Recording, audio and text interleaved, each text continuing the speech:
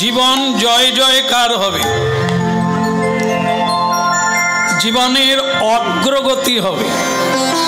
আমরা যেটা বুঝি জীবনের লাভালাভ আর অগ্রগতি মানে অর্থনৈতিক দিক উজ্জ্বল হবে। হরের নামই বকে বলম। কলিকালের মানুষ যদি কেউ মানুষ হয় তাহলে মহাপ্রভুর এই আদর্শ, মহাপ্রভুর এই পথকে অবলম্বন করবে।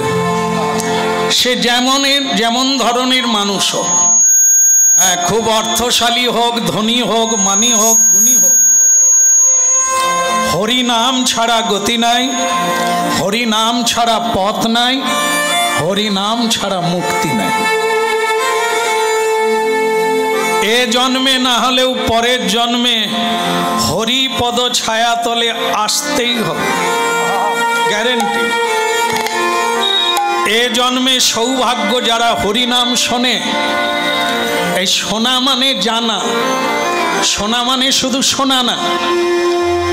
যেমন ছিলাম তেমন থাকলাম, তবু কুণ্ডুদের বাড়িতে হরিনাম শুনতে গেলাম। শোনার মানে কি? এই রবিন, আগে মা এক গ্লাস জল দে। দিচ্ছি 10 মিনিট কেটে গেল, জল দিল না। রবিন, হ্যাঁ মা এক গ্লাস জল দে। দিচ্ছি মা, আরো 10 মিনিট কেটে গেল। তা আপনারা কি বলবেন? ওই ছেলেটা কি শুনছে? শুনলো নাকি? হয়তো হ্যাঁ বললো, দিচ্ছি বললো, শুনলো, কিন্তু ক্রিয়া হলো না, মানে জলটা দিল না। হরিনাম শুনলাম, এমনি তো না, মেনে নিতে হবে। 10-এ 5-এ মিলি নিজ দ্বারেতে বসিয়া কীর্তন করতে হবে, তার নাম শোনা। সকালবেলা উঠে প্রণাম করতে হবে। তদ বৃদ্ধি প্রণিপাতেন, গীতা। এটি মহাপ্রভুর বাণী, শ্রীকৃষ্ণের বাণী, মানুষের জন্যই প্রাধান্য। তাহলে মানুষ শুনল, তদ বৃদ্ধি প্রণিপাতেন। মানুষ যদি ক্রমবর্ধমান হতে চায়, তার জীবনে যদি সে পরিবর্তন আনতে চায়, তাহলে তাকে প্রণাম দিয়ে শুরু করতে হবে। যে কোনো কর্মে, যে কোনো ধর্মে, সব জায়গায় আগে প্রণাম, তারপরে কাম। কাম মানে কাজ। যে কোনো কাজ করতে গেলে আগে, এই যে এখানে আপনারা এসেছেন, যারা জানেন তারা করেছেন, প্রণাম করে বসতে হয়। তারা বসছেন কারণ এই আসনটা সাধারণ না, এখানেই সিদ্ধি লাভ করা যাবে। কারণ কলিকালে শ্রবণহি মঙ্গলম শ্রীমদাততম গৃণন্তি ভুরিদা যে জনা, শ্রীমদ ভাগবত। শ্রবণহি মঙ্গলম, যদি কেউ মঙ্গল করেছে তাহলে তার শ্রবণের দ্বারা হয়েছে। পরীক্ষিত মহারাজ শুনলেন তো তার মঙ্গল হয়ে গেল, খট্টাঙ্গ রাজা শুনলেন তো তার মঙ্গল হয়ে গেল, ব্যাসদেব শুনলেন তো মঙ্গল হয়ে গেল। এই জন্য শ্রবণহি মঙ্গলম। দূর দূরান্ত থেকে মানুষ ছুটে যায় সাধু সন্তের কাছে, কিসের জন্য? কথা শোনার জন্য। কি কথা শুনবো? তদ বৃদ্ধি প্রণিপাতেন। কি করা উচিত? আমরা তো পশু নয়, মানুষ। পশু সকালবেলা উঠে কি করে? আগে স্নান করে, তারপরে ফুল তুলে মালা গাঁথে। কিছু কিছু মায়েরা ঘান নাড়ল। এই জন্য ধ্যান দিয়ে শুনতে হবে। কি বলতে কি বলে দেবো, আপনারাও বলবেন। জানা কথা আবার জান। আমি বললাম যে পশুরা সকালবেলা উঠে স্নান করে ফুল তুলে, আর হবে না, জেনে গেছে। পশুরা সকালবেলা উঠেই খায়। খাওয়া আর ঘুমানো, বাচ্চার মা বাবা হওয়া, এটি হচ্ছে তাদের কাজ। মানুষের মধ্যেও এগুলো আছে। মানুষও খায়, পশুও খায়, মানুষও ঘুমায়, পশুও ঘুমায়, মিলে গেল। পশুরও বাচ্চা হয়, মানুষের বোধহয় হয়নি, হয়। তাহলে মানুষেরও হয়। পশুর ভয় আছে, মানুষেরও বাঁচার ভয় আছে, মরার ভয় আছে, হারাবার ভয় আছে। তাহলে এই চারটা জিনিস পশু ভি সমান, পশুরও আছে, মানুষেরও আছে। তাহলে মানুষ আর পশুতে তফাৎ কোথা? এবার মিলাতে হবে। এই জায়গাটায় পশুর সঙ্গে মানুষের তফাৎ, যেটা পশু করে না। সকালবেলা উঠে মানুষ স্নান করে আগে ফুল তোলে, তারপর মালা গাঁথে, গোবিন্দের পুজো করে, গুরু মন্ত্র জপ করে, মহাপ্রভুর কীর্তন করে, তারপর কাজে যায়, তারপরে আহার করে। কিন্তু এগুলো পশু করে না, মানুষ করে। কিন্তু দুর্ভাগ্যের বিষয়, কোন মানুষের মধ্যে যদি ওইটা দেখা যায় সকালবেলা উঠেই খাচ্ছে, তাহলে ওকে কোন দলে ফেলা যাবে? আমি বললে রাগারাগি হবে, আপনারাই ঠিক করে নেন। আরে ওটা তো পশুরা করে না, মানুষ করে। মানুষ যদি পশুর ব্যবহার করে, সে কি মানুষ হতে পারে? মানুষের আকার হইলে কি হয়? করহ ভূতের কাম, নইলে কেন বদনে না বলো শ্রীকৃষ্ণ গোবিন্দ। বলো শ্রী রাধা মাধব কি।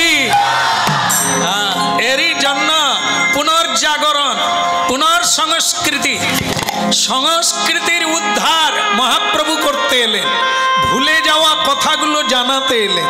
ভুলে যাওয়া সংস্কৃতিকে আবার নূতন করে ধরতে হবে, তবে মানুষ মানুষের জায়গায় ফিরে আসবে, না হলে পশু ভি সমান।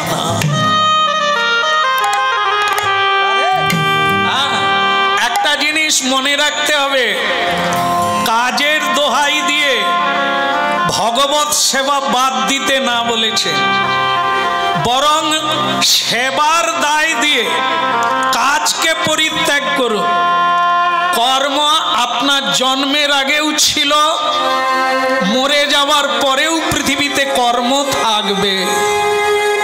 আপনি কিসের জন্য এসেছিলেন সেটা তো মনে নাই। এই জন্য ভগবানের দোহাই দিয়ে কর্ম ত্যাগ করো। সময় বাই সময়, ত্রিসন্ধ্যা, সকালে, দুপুরে, সন্ধ্যায়, এই তিনটে সময়কে বলা হয় ত্রিসন্ধ্যা। ভারতীয় আধ্যাত্মিক সাধন তত্ত্ব, তিনবার মানুষ উপাসনা করবে ভগবানের জন্য, মানুষের মনুষ্যত্বকে জাগিয়ে রাখার জন্য। তিনবার অবশ্য করবে, কোনো কাজের দোহাই দেবে না। যদি দেয়, ও এখনো অজ্ঞানী, কোনটা কাজ কোনটা অকাজ জানে না। কর্ম না করে কেউ থাকতে পারে না, কিন্তু একটা কর্ম, একটা বিকর্ম আছে, গীতা তত্ত্ব। স্বয়ং ভগবান বলছেন, কর্ম করেও তুমি নরকে যাবে, আবার কর্ম করে তুমি মুক্তি প্রাপ্ত হয়ে বৈকুণ্ঠে চড়বে। তাহলে সেটা কি? যে কর্মটা গোবিন্দ সেবায় লাগে, যে কর্ম সাধু সেবায় লাগে, যে কর্ম সৎ সেবায় লাগে, ওটাই হচ্ছে কর্ম, বাকিটা বিকর্ম। আত্মেন্দ্রিয় প্রতিবাঞ্ছা তারে বলে কাম, ওটা নিজের জন্য হলো। আর কর্মটা যদি গোবিন্দ সেবায় লেগে যায়, গোবিন্দের প্রিয় ভক্ত সেবায় লেগে যায়, ওর নাম হলো শুদ্ধ কর্ম, যাতে বন্ধন নাই, যাতে মুক্তি আছে, সেই কর্মের নাম। বলে রে বদন, বলে রে বদন, সুধা মাকা এই কৃষ্ণ। বলে রে বদন, বলে রে বদন,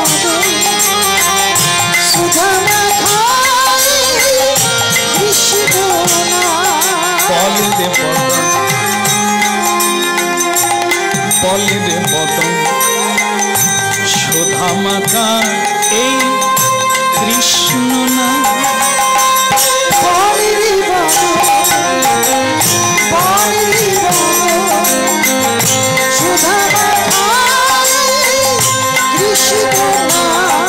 আহা বলিবে বদন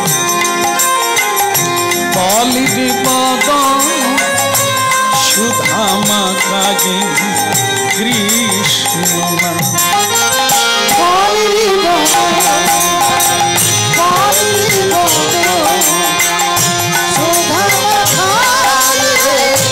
কৃষ্ণ না নামের প্রভাবে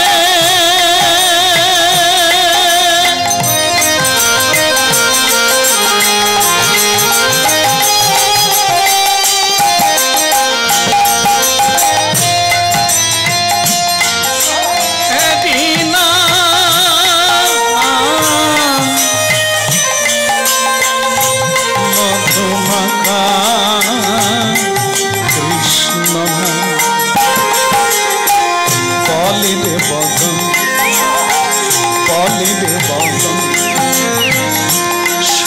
মাখা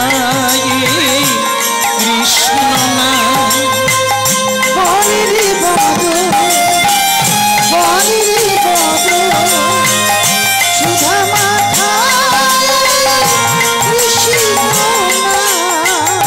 বলিবে বদন বলিবে বদন সুধা মাখা কৃষ্ণ না নামের প্রভাবে জ্বালা দূরে যাবে যাবে হরি নামের প্রভাবে জ্বালা দূরে যাবে সুশীতল হবে প্রাণ বলিবে বদন বলিবে বদন সুধা মাখা কৃষ্ণ মধুমাখা হরিনা আহা সুধা মাখা হরিনা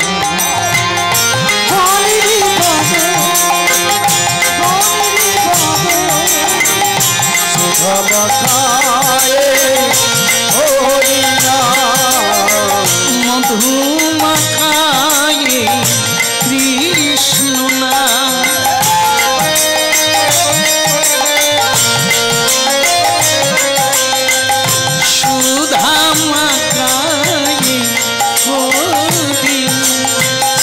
নামের প্রভাবে জ্বালা দুটে যাবে সুশীতল হবে প্রাণ হবে প্রাণ বলিবে বদন বলিবে বদন সুধা মাখা হরিনা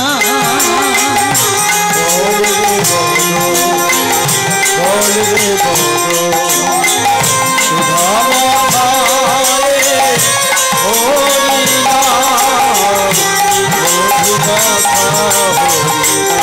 মধুমাখা হরিনা সুধা মাখা হরিনা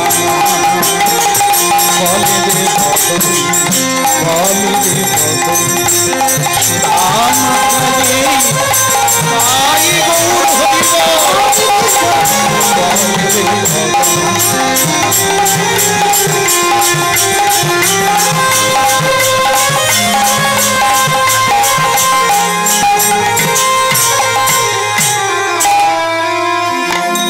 ভক্তমণ্ডলী মায়েরা মহাপ্রভুর এক অপ্রাকৃত লীলারস যা শ্রবণের দ্বারা ইন্দ্রিয় কর্ণানন্দী কলধ্বনি বহতুমে যা আমাদের মানব জীবনকে এক পরিবর্তিত নিজ পথে নিয়ে যাবে। আমরা যে পথে বর্তমানে আছি এটি নরকের পথ। দুঃখ পেলে চলবে না, বুঝে নিতে হবে।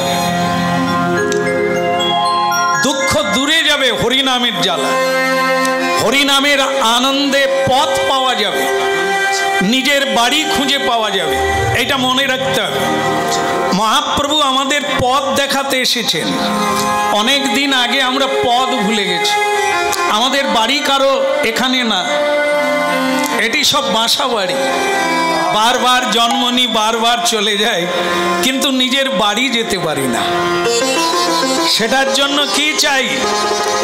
জন্মা কর্মা চামে দিব্যম যো ব্যক্তি তত্ত্বত তক্তা দেহং পুনর্জন্ম নৈতি মা মেতি সর্জুন। গীতা খুব ধ্যান দিয়ে শুনছেন আপনারা।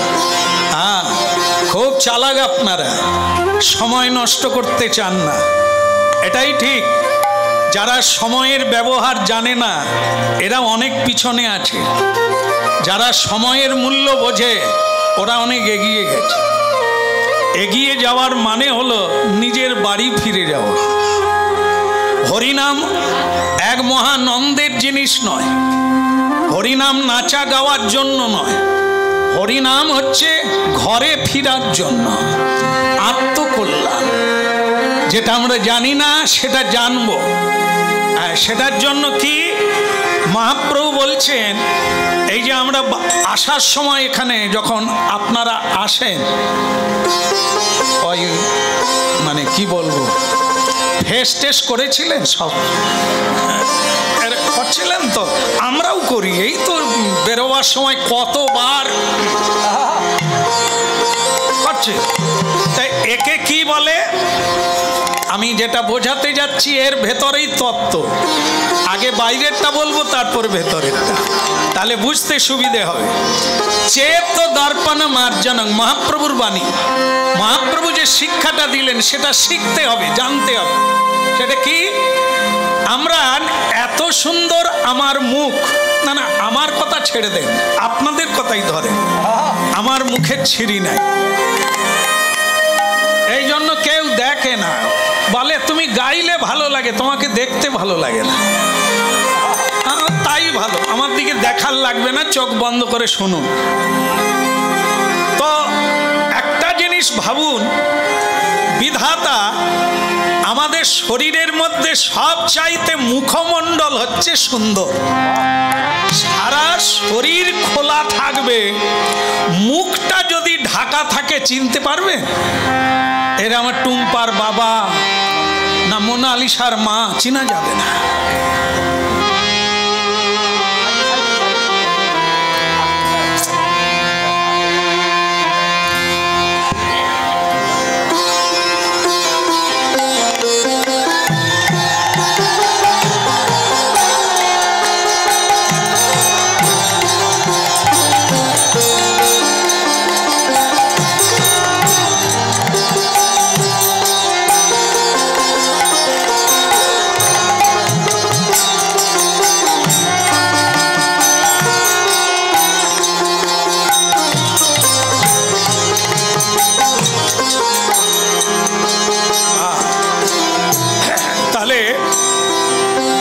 সময় কারোর জন্য অপেক্ষা করবে না, সময়ের কাজ সময়ে শুনে নেন।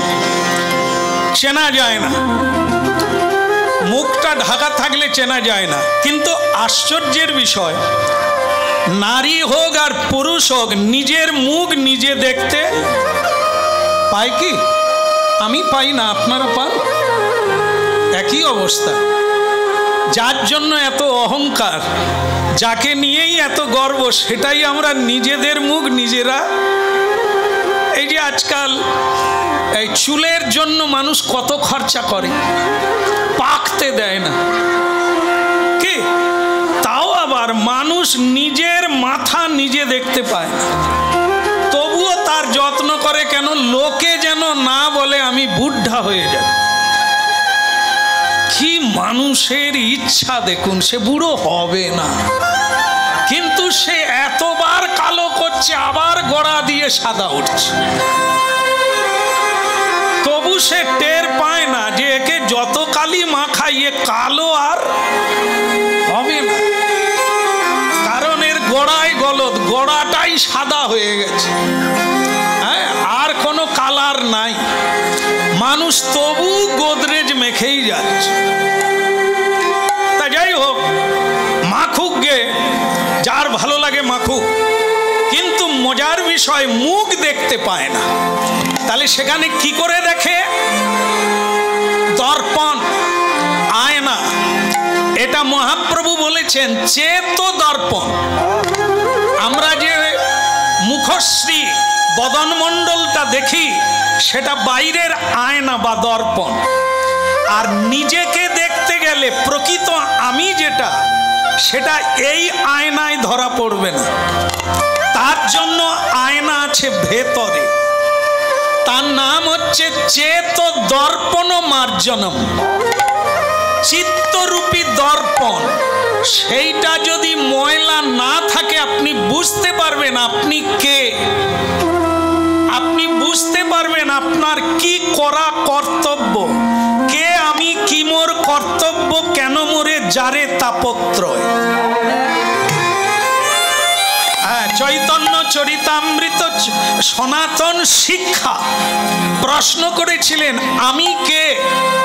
যারা আমরা হরিনাম শুনছি প্রত্যেকেরই জীবনে এই প্রশ্ন হওয়া উচিত, আমি কে। যেটা আয়নায় দেখি, এত লিপস্টিক করি, এত গোদরেজ মাখি, এত ফেস করি, এটা আমি না, এটা দেহ।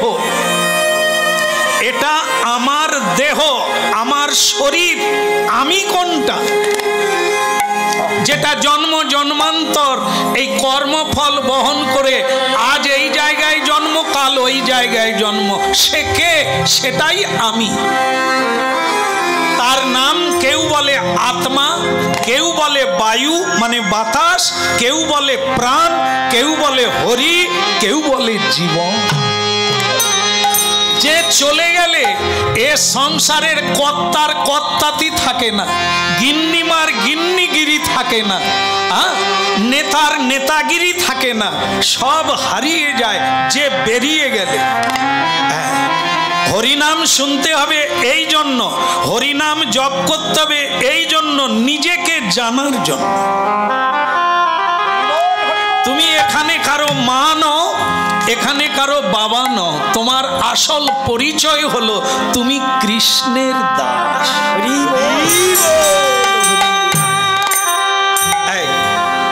প্রতিদিন হরিনাম শুনুন, আপনার মঙ্গল হবে যেটা, সেটা হলো এটা, আপনি বুঝতে পারবেন আমার কি করণীয়।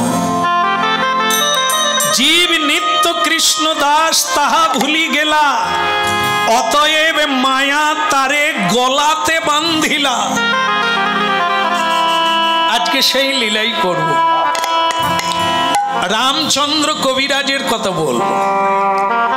এই যে মালা, এই যে মালা, ভাল লাগছে না?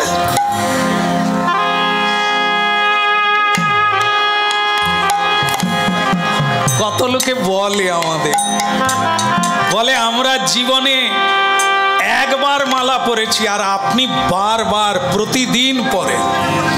হ্যাঁ, আমি বললাম তোরা মালা পরেছিস, সে মালা খোলার জন্য কত কান্নাকাটি করছিস। সে মালার জ্বালা যারা পরেছে তারা জানে। আর এই মালা, হ্যাঁ আসেন, এগিয়ে আসেন, আপনারা এগিয়ে এলে আরো সাহস পাবো। হ্যাঁ, ও তার সার গোরায় অবতার, কেন না ভজিলি তার। ওই অবতার সার গোরায় অবতার, কেন না ভজিলি তার। অবতার সার গোরায় অবতার, কেন না ভজিলি তার।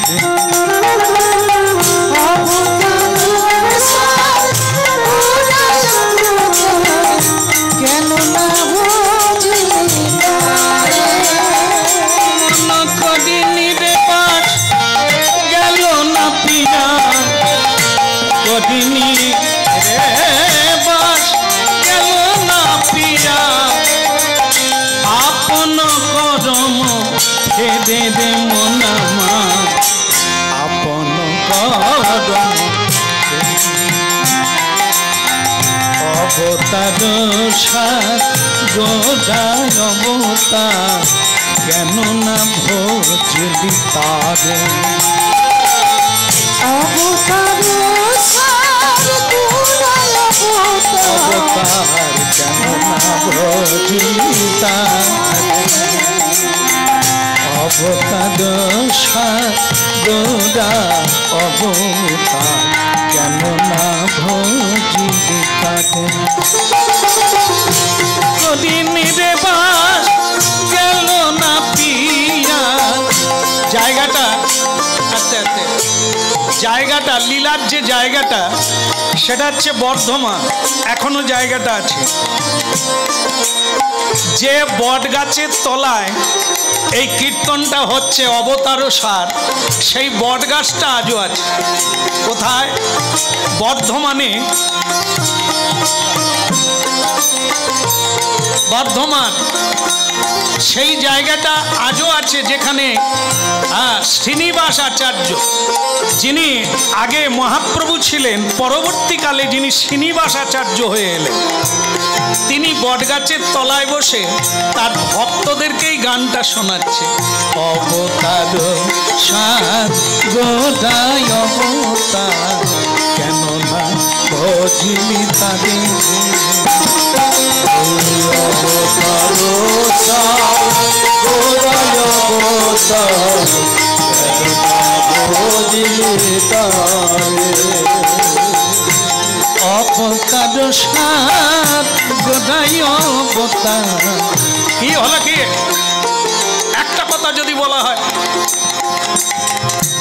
আস্তে আস্তে তখন থেকে একটা কথা বলছি মাথা উল্টো দিকে করবে না মাথা নাড়ছে কি রে চোখের পাতা যেন না নড়ে তাহলে আপনারা ভয় পাবেন না আপনাদের বলছি না আপনারা তো একবারে চুপচাপ ঋষিমুনির মতো বসে আছে শ্রীনিবাস আচার্য তার শিষ্যদের বলছে একদম উল্টো দিকে তাকাবি না তাহলে লক্ষ্য ভ্রষ্ট হয়ে যাবে জায়গাটার নাম কি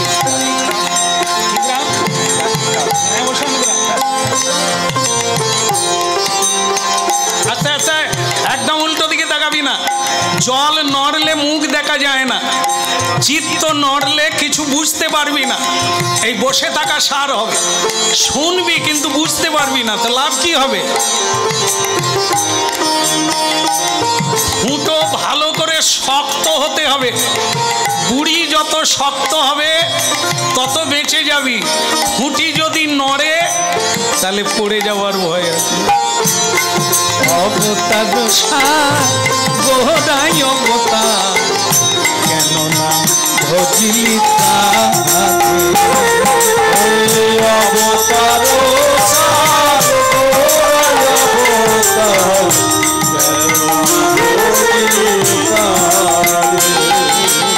মন করি নিরে বাস নিরে করি নিরে বাস করে গেল না পিয়া আপন করম হেরে রে মন আপন করম ওই করি নিরে বাস গেল না পিয়া আপন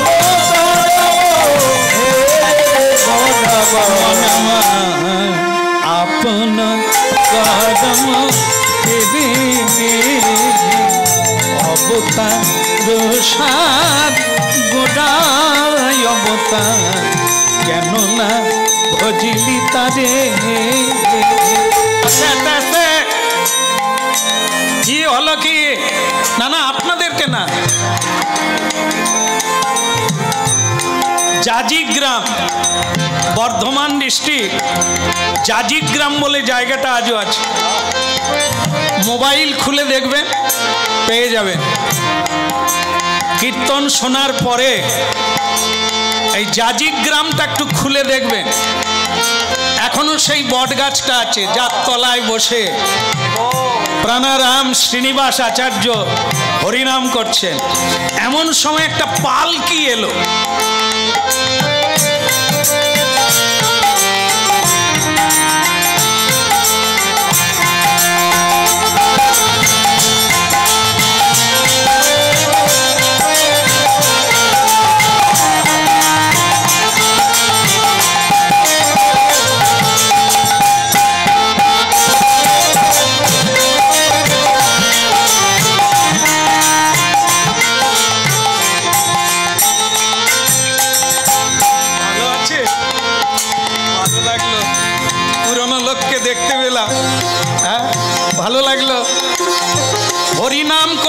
শ্রীনিবাস আচার্য ভক্তমণ্ডলী মায়ের একটা পালকি এলো বট গাছের তলা। ভীষণ রৌদ্র বেরিয়েছে, পালকির বেয়ারারা আর বহন করতে পারছে না। বর বসে আছে আর বউ বসে আছে, বিয়ে করে বাড়ি যাচ্ছে। হ্যাঁ, মেয়ে শ্বশুর বাড়িতে যাচ্ছে, ওখানে হরিনাম হচ্ছে। তখন বেয়ারারা বলল, এই গাছের তলায় একটু জিরিয়ে নি, বট গাছের তলায়, আবার আরাম হয়ে গেলে শরীরে শক্তি ফিরে আসবে, আবার বর বউ নিয়ে যাব। বসে পড়ো, বসে পড়ো, বসে পড়ো, এখন পরে বাজাবে। এরা ব্যাগ পায়।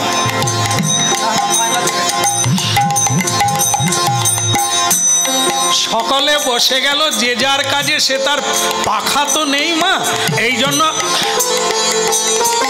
কিন্তু বর বউ আর পাখা পাবে কোথায়? পালকির ভেতরে।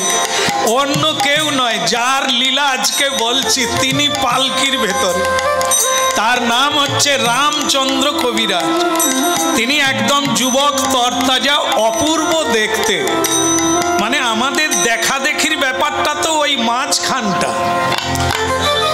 ওই সময়ই যত টালমাডল হয়, সেটা হলো বাল্যকাল নয়, বৃদ্ধকাল নয়, যৌবন কালটাই হচ্ছে জোয়ার। ওই সময় আয়না ছেড়ে কোথাও যেতে ইচ্ছে করে না।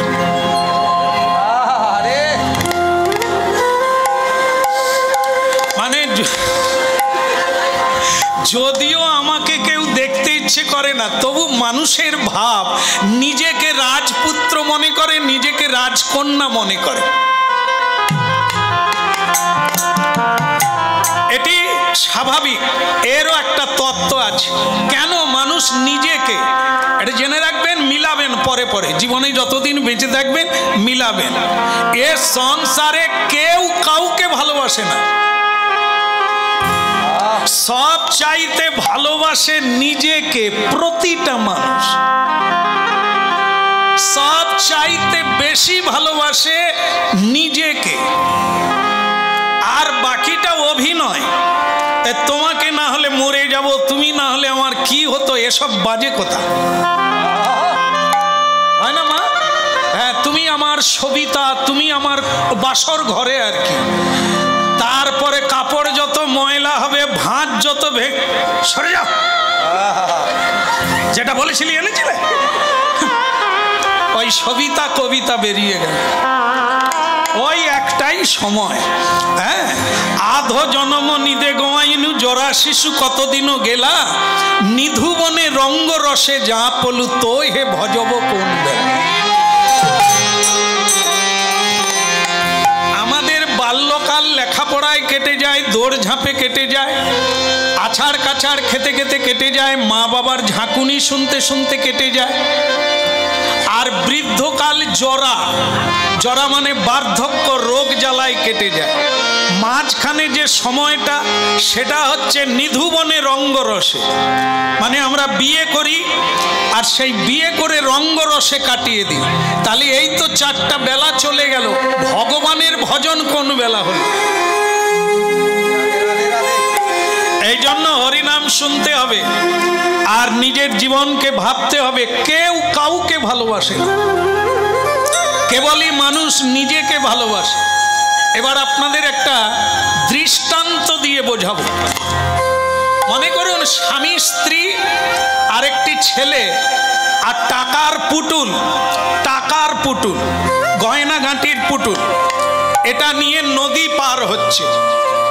এই 3 জনা নদী পার হচ্ছে। আমি কি কি যেন বললাম? মুড়ির পুতুল, টাকার পুতুল, গয়নাগাঁটির পুতুল, একটা বাচ্চা ছেলে আর স্বামী স্ত্রী। নৌকাটা মাঝ নদীতে গেল, তারপর ঝড় উঠে গেল। কে কাকে ভালোবাসবে? এইবার চিন্তা করুন, কে কাকে ভালোবাসবে? হঠাৎ নৌকা ডুবি হয়ে গেল, কে কাকে ভালোবাসবে? কে কাকে বাঁচাবে? আপনি বাঁচলে দেখা যাবে কোনো সময় স্ত্রী হয়তো স্বামীর ঘাড়ে পা দিয়ে দিয়েছে জলের ভেতরে, দিয়ে একটা নিঃশ্বাস নিচ্ছে, ভগবান কি সুখ, বাঁচলাম তবু। কার ঘাড়ে পা দিল? তাকে তো তোলা দরকার, কিন্তু ওই সময় কেউ কাউকে তুলতে পারে না। নিজের নিঃশ্বাস একটা নিতে পারলে তার চাইতে মূল্যবান কিছু নেই। না ছেলের কথা মনে হবে, না টাকা পয়সা গয়নাগাটির কথা মনে হবে, কেবলই মনে হবে একটা নিঃশ্বাস নিলে বাঁচে। ইতিহাসের পাতায় লেখা রইল 3 বৎসর আগে যে ঘটনা ঘটে গেল পৃথিবীতে, শুধু আমাদের ভারতবর্ষ দেশ নয়, সারা পৃথিবী জেনে নিল একটা নিঃশ্বাসের কত দাম। হ্যাঁ, অক্সিজেন দিয়েও বাঁচে না মানুষ, বস্তা বস্তা টাকা দিয়েও মানুষ বাঁচলো না। এটা মানুষ অনেকে বুঝতে পেরে আজকে হরিনাম সার করে নিয়েছে। হ্যাঁ, ভক্তমণ্ডলী মায়েরা এটা জেনে রাখবেন, কারণ নিজের চাইতে কেউ বড় নাই। সবাই একা আসে একাই যায়, কেউ কারো সঙ্গে যায় না, এত ভালোবাসে। আমরা যাদের জন্য ভগবানকে ত্যাগ করি, শুরুতে হয়েছিল কাজের দোহাই দিয়ে ভগবানের নাম ত্যাগ করবেন না, বরং ভগবানের নাম দিয়ে কাজ ত্যাগ করুন, কারণ কেউ তোমার সঙ্গে যাবে না, যেটা যাবে আজকের এই হরিনাম।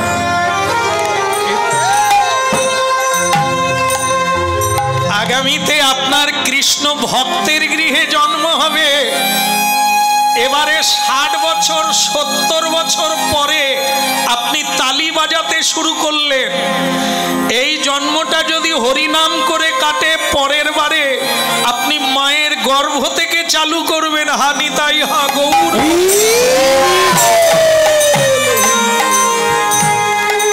এটাই সঙ্গে যাবে। তাই এই তত্ত্বটা যারা জানতে পারে তারা সব ত্যাগ করে, গোবিন্দ নামকে ত্যাগ করে।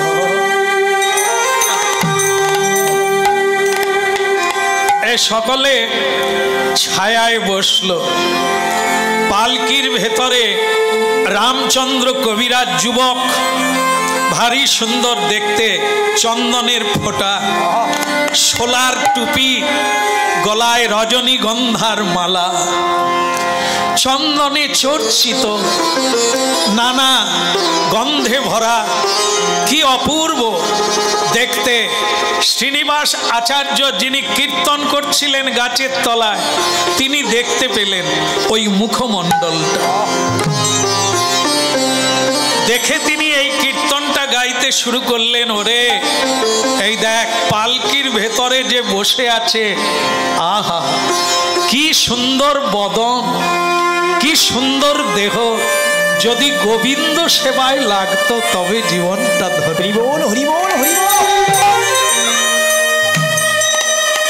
আহা কণ্ঠকের তরু গলাতে পটিলি, তাহাতে নহিল সুখ।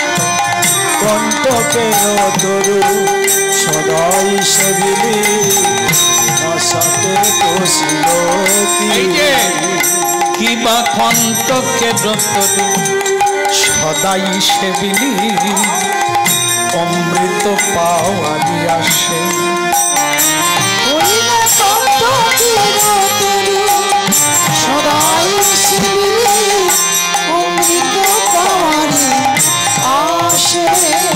কেবলে প্রেম কলে পতরু গৌরাঙ্গ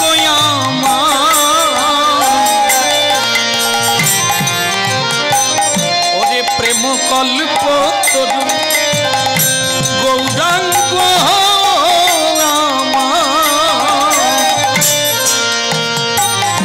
ও তুই তাহাতে ভাবিলি বিষে,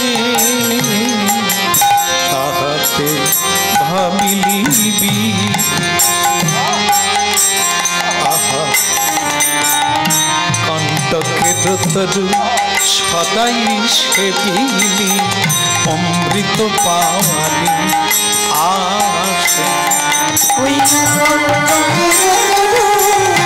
সদাই সেবিনি অমৃত আসে।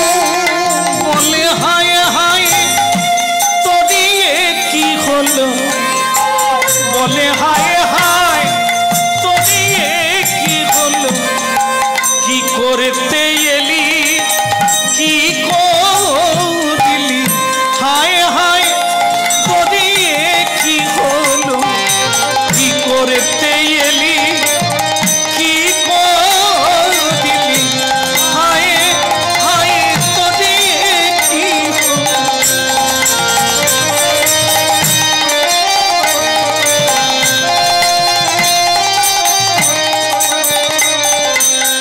কণ্ঠকে তরু সদাই সেবিনি অমৃত। বুঝতে পেরেছি? এই মরুভূমির দেশে শিষ্যদের বোঝাচ্ছে মাথা নাড়বি না, চোখের পাতা যেন না নড়ে, ধীর হয়ে শুন, তোর মঙ্গল হবে। ওদিকে পালকির ভেতরে রামচন্দ্র কবিরাজ এই গানটা শুনছে, শিষ্যদের বোঝাচ্ছে এক ধরনের কাঁটা গাছ আছে মরুভূমিতে, সেখানে উটেরা কোনো গাছপালা খেতে পায় না, ওই কাঁটা গাছ খায়। আর কাঁটা গাছ যখনই খেতে যায় তার মুখে গাঁথা হয়ে যায়, গেঁথে যায়, রক্ত পড়ে, ব্যথা করে, কিন্তু উপায় তো নেই, কাঁটা গাছ ছাড়া আর খাওয়ার কিছু নেই, তাই ওটাই খেতে হয়। যদিও ব্যথা করে, রক্ত ঝরে, তবেও ওটাই খেতে হবে। ভক্তমণ্ডলী মায়েরা, জায়গাটা বুঝতে হবে, সংসার জঙ্গলের কথা বলছি। আপনারা আমরা যারা সংসারে আছি, এর তত্ত্বটা কীর্তনে বোঝাতে হবে না, সকলেই অনুভব সিদ্ধ। আমরাও কাঁটা গাছ খাচ্ছি খিদের জ্বালায়। খিদে হলো কাম পিপাসা।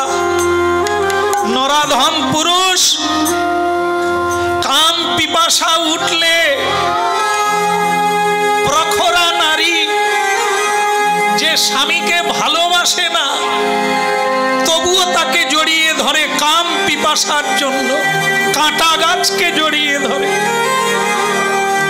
যে বাক্য বানে বিধে ব্যবহারের দ্বারা কপট ব্যবহার করে, তবু তাকে জড়িয়ে ধরে কিসের জন্য? খিদের জ্বালায়, কাম খিদে।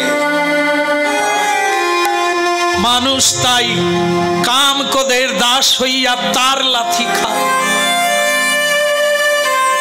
সংসারে এত দুঃখ, তবু এক কোন লোক সংসার ছেড়ে পালিয়ে গেছে? মায়েরা বলছে মরলে বাঁচি, সংসার যে এমন জ্বালাময় তা কোনোদিন জানতাম না।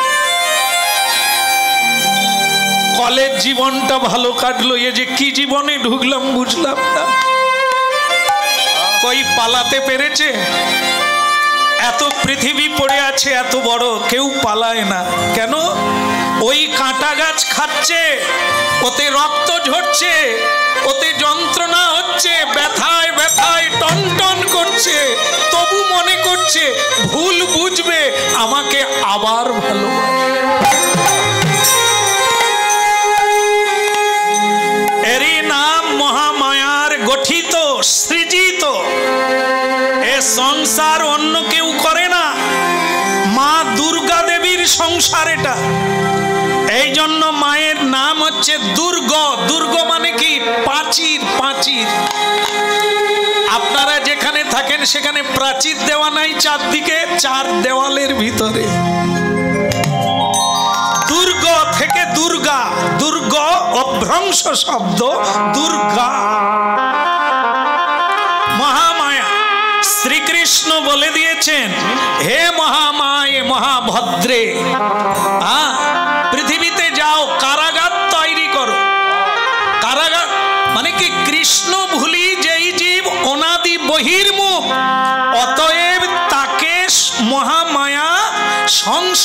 চুবিয়ে রাখো, তাকে ডুবিয়ে রাখো, কারাগারে বন্দি রাখো।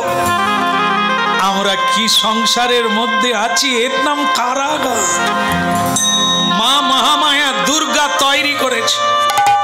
শ্রীকৃষ্ণ বলে দিয়েছেন, যারা এর ভেতরে থেকে শ্রী গুরু পাদ পদ্ম আশ্রয় করে হানিতাই গৌর বলবে, তাদেরকে তুমি হাতে ধরে যোগমায়ার হাতে তুলে দেবে, যাতে বৃন্দাবনে রাধা শ্যামের এমনি মহামায়ার মায়া রেখেছ কি কুহা করে, এমনি মহামায়ার রেখেছ কি কুহা করে, এমনি মহামায়ার মায়া রেখেছ কি কুহা করে, মায়া মায়া রেখেছ কি কুহা করে।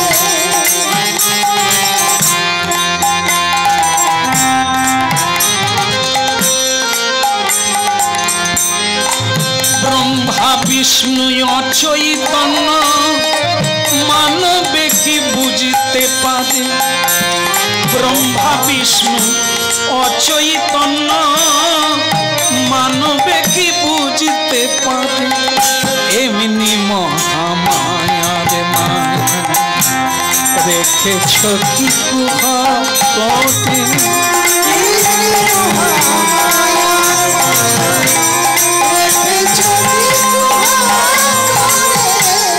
এমনি মহামায়ার মায়া রেখেছ কি ব্রহ্মা বিষ্ণু অচৈতন্য মানবে কি বুঝতে পারে, ব্রহ্মা বিষ্ণু অচৈতন্য এই মানবে কি বুঝতে পারে, এমনি মহামায়ার মায়া রেখেছ কি করে, এমনি মহামায়ার মায়া রেখেছ কি কুহা করে।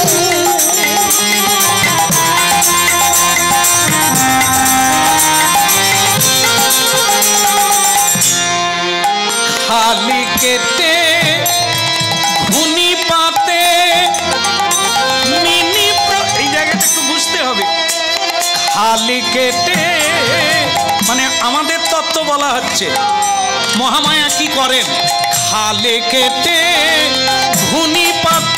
আচ্ছা, এদিকে ঘুনি জানেন তো কাকে বলে? জানেন?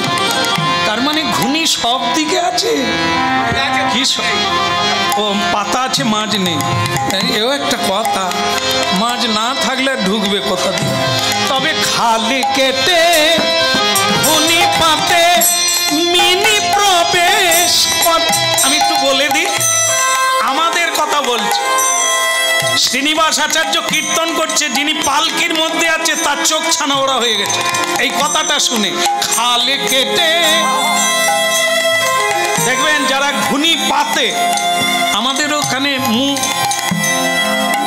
মুরগি না মুগরি, আমাদের ওখানে কেউ কেউ মুগরি বলে, কেমন? আর আপনাদের এদিকে আমাদের ওদিকে ঘুনিও বলে। তা ঘুনি পাতে তাকে কি করে, যারা পাতে তারা খুব চালাক লোক, অনেকটা দূর পর্যন্ত নালাটা পরিষ্কার করে দেয় যাতে নাচতে নাচতে ঢুকতে পারে। আবার ঘুনির ভিতরে খাবারও দেয়, ওই তাল পেকে গেলে তাকে ভেঙে তার ছিবড়ে ঢুকিয়ে দেয়, ওই গন্ধে যাতে নাচতে নাচতে ঢুকে যায়। আর আমাদের তত্ত্বটা কোথা, এই দেখবে যারা 3 বার গলায় দড়ি দিতে গেছে সংসার করতে গিয়ে, লোকে দেখে ফেলেছে দিতে পারেনি, বেঁচে গেছে, তারাই আবার ছেলে মেয়ের বিয়ে দেওয়ার জন্য উঠে পড়ে লাগে। বিয়ে না করলে জীবন কি? মানে আমরা যেরকম গলায় দড়ি দিতে 3 বার ছুটেছি, তোরাও ছুটবি, তবে তো আনন্দ পাবি। আমি বুঝি না, যারা নিজেরা শান্তি পায় না অপরকে বিয়ে দেওয়ার জন্য উঠে পড়ে লাগে।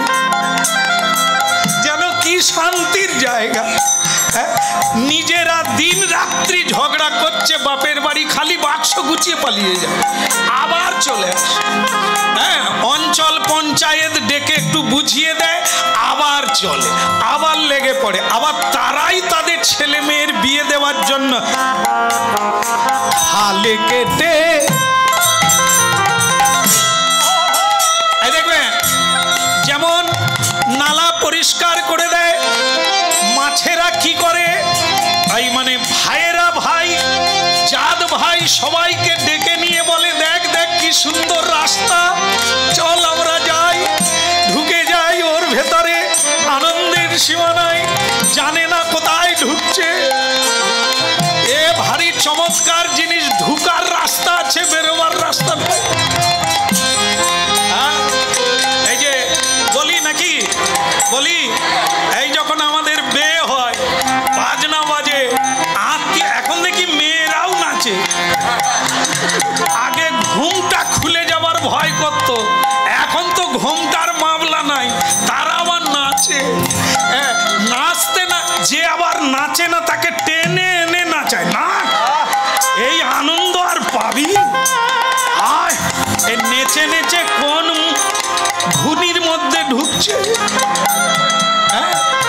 কি চমৎকার জিনিস দেখেন, যারা ঢুকেছে তারা বুঝতে পেরেছে বেরোবার রাস্তা নেই। মহামায়া এটাই করেছেন, খালে কেটে ঘুনি পাতে মিনি প্রবেশ করে তাতে, খালে কেটে ঘুনি পাতে মিনি প্রবেশ করে তাতে। আবার বাহির হবার পদে আছে, তবু বাহির হইতে নাহি পারে। ওপর দিয়ে বাহির হওয়ার জায়গা আছে না, যেটা দিয়ে ঢোকে ওটা দিয়ে জীবনেও চেষ্টা করলে হবে না। এই আমরাও যেটা দিয়ে ঢুকে যাই যে আনন্দে, ওই আনন্দে বেরিয়ে আসতে পারি না। এই যে এখানে আজকে হরিনাম হচ্ছে, কয়েকজন ফোন করে বলছেন আপনাকে শুধু ফোনেই দেখি, আপনি আমাদের কাছেই আসছেন, কিন্তু যাওয়ার উপায় নেই, আমার স্বামী বলে দিয়েছে বেরোলেই আর ঢুকতে দেব না। কোন ঘুনির ভিতরে ঢুকেছে, বাহির হওয়ার পদে আছে, তবু বাহির হইতে নাহি পারে। বাহির হওয়ার পদে আছে, তবু বাহির হইতে নাহি পারে। এমনি মহামায়ার মায়া,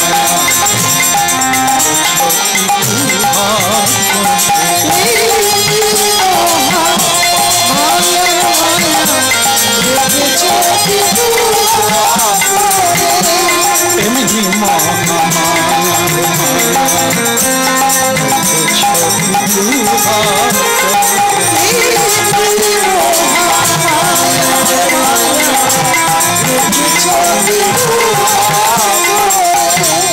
ব্রহ্মা বিষ্ণু চৈতন্য এই মানবে কি বুঝতে পারে? ব্রহ্মা বিষ্ণু অচৈতন্য মানবে কি বুঝতে পারে? এমনি মহামায়ার মায়া রেখেছ কি কুহক।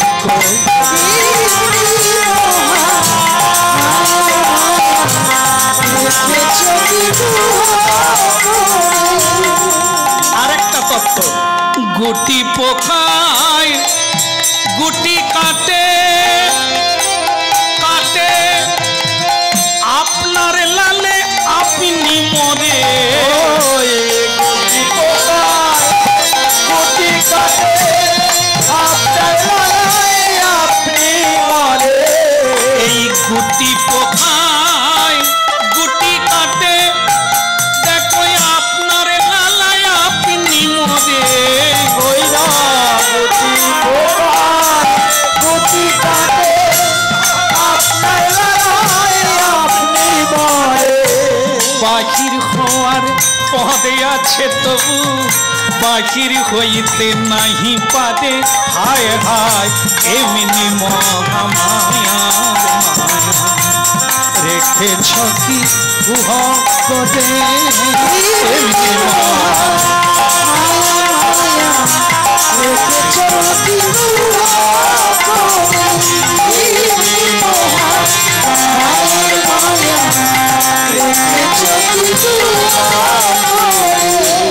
ভক্তমণ্ডলী মায়েরা, এই তত্ত্বটা দেখুন। এই যেটা দিয়ে ঢুকলাম বেরোতে পারলাম না, এটা একটা তত্ত্ব। তারপরে কি হয়, গুটি পোকা যেরকম নিজের লালা দিয়ে ঘর বাঁধে, দরজা রাখে না, এই জন্য মরে যায় দম আটকে। এই আমাদেরও তাই। শুরুতে বলা হয়েছিল ভগবানের দোহাই দিয়ে কাজ ত্যাগ করো, আর আমরা কাজের দোহাই দিয়ে ভগবানকে ত্যাগ করি, করি না? কাজ আছে তাই জব করার সময় নেই, কি সময় আর পাবে না। এখানে তাই বলছে আমরাই লালা দিয়ে, লালাটা কি না কামনা বাসনা, এই ছেলেকে ডাক্তার বানাবো, ইঞ্জিনিয়ার বানাবো, হ্যাঁ মেয়েকে ডাক্তার বানাবো, ইঞ্জিনিয়ার, একবারে লালা দিয়ে কামনা বাস। এই পরীক্ষা, মেয়ের পরীক্ষা, ছেলের পরীক্ষা, হরিনাম শুনতে যেতে পারবো না, গুরুগৃহে যেতে পারবো না, তারপরে আমার বৌমার নাতি হয়েছে তাকে ছেড়ে যেতে পারবো না। নিজের এটা এগুলো বানালো কে?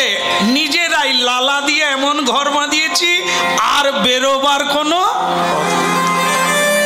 কাকে দোষ দেব? তোমার জন্য আমার হলো না। একটা ছেলে মেয়ে আছে যে তাকে মেরে মেরে বিয়ে দিয়েছে। হ্যালো, আমি দেখালেও হবে না, ও সব জানে। এখন দেখবেন ওই যে মানে বউ বাড়িতে আছে, স্বামী বাইরে আছে, তো স্বামী বোম্বে আছে, কাজ করে। একবার স্ত্রীর সঙ্গে কথা বলে সুখী হতে চায়, ফোন করেছে, হ্যালো, আর স্ত্রী অমনি ঝংকার দিয়ে বলছে তোমার আক্কেল নাই, আমি কি দুর্গা নাকি এত কাজ করবো আবার তোমার ফোন ধরবো, রেখে দাও, পরে কথা বল। রেখে দিল। স্বামী ভাবলো কাজ করছে যখন ফোন রেখে দিই। কিছুক্ষণ পরে মেয়েটার ফোন আবার কিড়িং কিড়িং বেজে উঠলো, বেজে উঠলো। এইবার আমার দিকে তাকান, মেয়েটার কি ভঙ্গি। স্বামী যখন ফোন করলো তখন বললো আমার কাজের সময় নেই, এখন রেখে দাও, পরে কথা বলবো। আর অন্যকে ঢুকে গেছে কলে, তার জন্য কি করছে,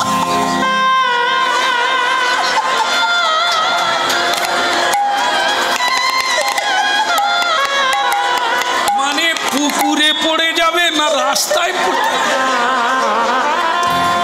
একে হ্যাঁ নিজের পুরুষ স্বামী যে স্ত্রীকে সুখী করার জন্য বিদেশে কর্ম করছে, মুখটাও দেখতে পায় না, তার সঙ্গে একটু হেসে কথা বলা গেল না।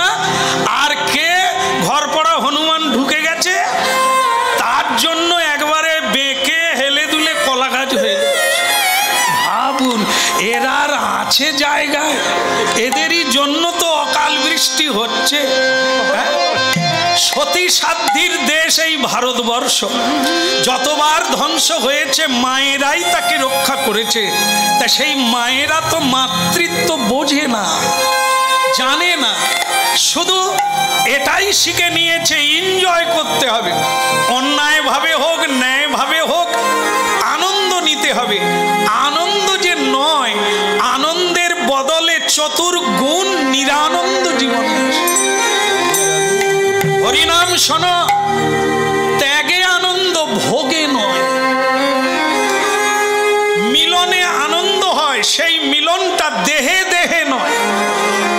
দেহে দেহে যে মিলন তার নাম কাম, আর রমে রামে মনোরমে তার নাম হচ্ছে প্রেম।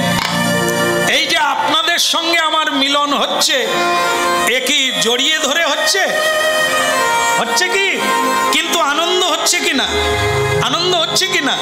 আমার বাড়ি কত দূরে, কিন্তু আপনাদের দেখে মনে হচ্ছে জন্ম জন্মান্তরের পরিচয় আছে, হচ্ছে না? তাহলে এটা কি মিলন? এও মিলন। এ মিলনটা কিসে? রমে রামে মনোরম। আপনার হৃদয়ের আত্মা আনন্দিত হচ্ছে কেন? আমি আত্মানন্দের কথা বলছি। এও মিলন। আর দেহে দেহে মিলন হয় যতক্ষণ যৌবন থাকে, বাস যৌবন চলে ঘুরে শোয়া, তোমার মুখ দেখতে ইচ্ছে করে, মানে গেছে, ডাব আর নাই। যৌবন কালকে ডাব বলা হয়, ডাব ও অনেক উপকারী, কিন্তু সেই ডাব যখন নারকেল হয়ে যায় তার জলও খাওয়া যায় না, খেলেই পেট খারাপ করে। ঠিক তাই সংসারে প্রেম নাই কেন? আমরা ভুল প্রেমে ঠোকর মারছি।